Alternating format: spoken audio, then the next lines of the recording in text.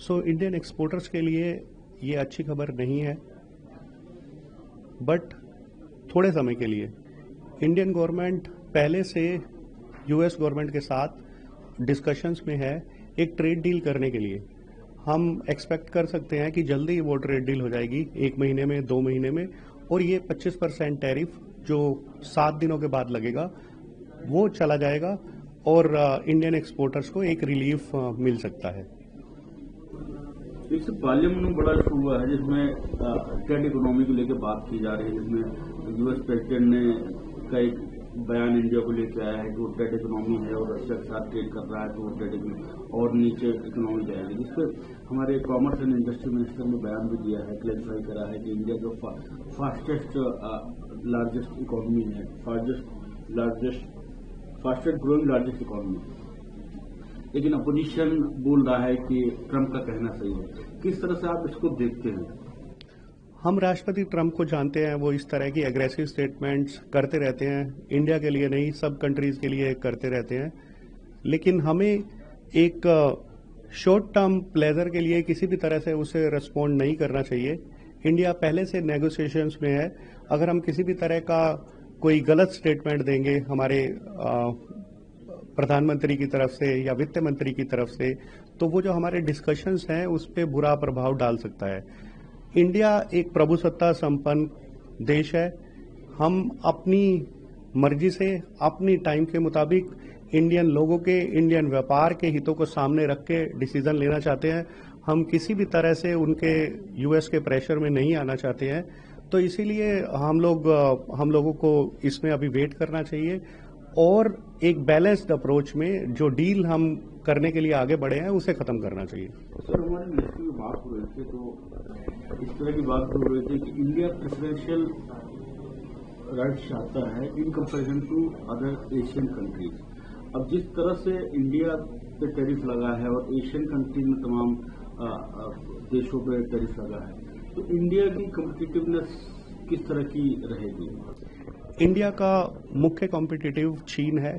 चीन पे अभी 30% टैरिफ लग रहा है, इंडिया पे 25% टैरिफ लग रहा है, तो 5% इंडिया के पास कॉम्पिटिटिव एडवांटेज है। अगर हम बात करें दूसरे एशियन कंट्रीज के साथ, थाईलैंड, बांग्लादेश, इंडोनेशिया, वहां पे 19 से 20% का टैरिफ अभी भी लग रहा है जब उनके गुड्स यूएस में जाएंगे। इंडिया का 25% लग रहा है।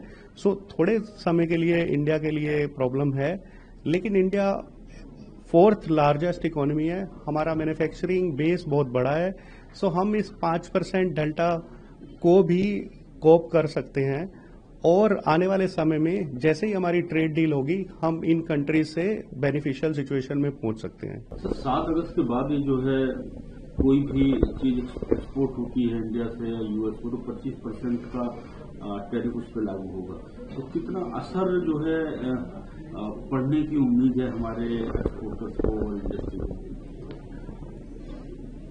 यूएस इंडिया का एक मेन और बड़ा पार्टनर है, इसका इम्पैक्ट इंडियन एक्सपोर्टर्स पे पड़ेगा, बट इसका इम्पैक्ट इंडियन इकोनॉमी पे कितना होगा वो डिपेंड करेगा कि कितने समय में हम ट्रेड डील कर पाते हैं। 1 महीने के बाद, 2 महीने के बाद, उससे वो इम्पैक्ट निर्धारित होगा। नॉर्मली जो अभी हमने कुछ रिपोर्ट्स देखी हैं, इंडियन इकोनॉमी पे ये जो इंक्रीज टैरिफ है 10 से 25% इंडिया पे लगने लगा है, उससे हमारी जीडीपी पे 0.2% का फर्क पड़ सकता है। बट हमें देखना होगा कि कब इंडिया डील कर सकता है और हो सकता है उसके कुछ पॉजिटिव इम्पैक्ट आए और फिर से हम अपनी जीडीपी को दोबारा से रिकवर कर पाए।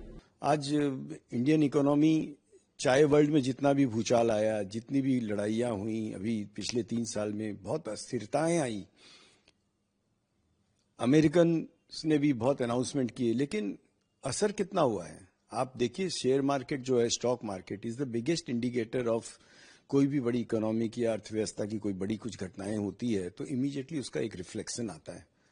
स्टॉक मार्केट में कोई बहुत लंबा चौड़ा असर नहीं आया, कारण कि देश की इकोनॉमी बहुत मजबूत है, एक बेसिक फंडामेंटल इकोनॉमी इतनी स्ट्रांग है कि इसका कोई असर मुझे नहीं लगता। और हमारे जहां तक रियल एस्टेट का सवाल है, चूंकि मैं रियल एस्टेट से हूं, उसमें तो कुछ भी फर्क नहीं आने का है, बिकॉज हमारे यहाँ जो मिडिल क्लास और अपर मिडिल क्लास और लोअर मिडिल क्लास भी जो है, और इवन जो LIG सेक्टर में भी जो लोग हैं, इन सब की इनकम लेवल जो बढ़ रहे हैं, तो इन सब की परचेजिंग पावर बढ़ती जा रही है। आज आप देखिए जिस तरह से लोग घर खरीदने में पैसा खर्च कर रहे हैं, या चाहे ऑटोमोबाइल में पैसा खर्च कर रहे हैं, 2 व्हीलर 4 व्हीलर खरीद रहे हैं, या जिस तरह से यात्रा ट्रेवल में या अपने रोजमर्रा की जरूरत में जो पैसा खर्च कर रहे हैं, एजुकेशन में पैसा खर्च कर रहे हैं, बिकॉज इकोनॉमी इज ग्रोइंग। और एक फंडामेंटल इकोनॉमिक ग्रोथ जब होती है तो our economy is not dependent on one country, कि अमेरिका पे खाली डिपेंडेंट नहीं है। हमारी इकोनॉमी एक वर्ल्ड की एक बड़ी इकोनॉमी है, जो एशिया में तो हम अग्रणी हैं ही, और बाकी भी और कंपेयर करिए तो आप अफ्रीकन कंट्रीज करिए, यूरोपियन कंट्रीज करिए। आज हमारे यहाँ की कुछ कंपनियां ऐसी हैं जो एक छोटे मोटे देश की इकोनॉमी से बड़ी है।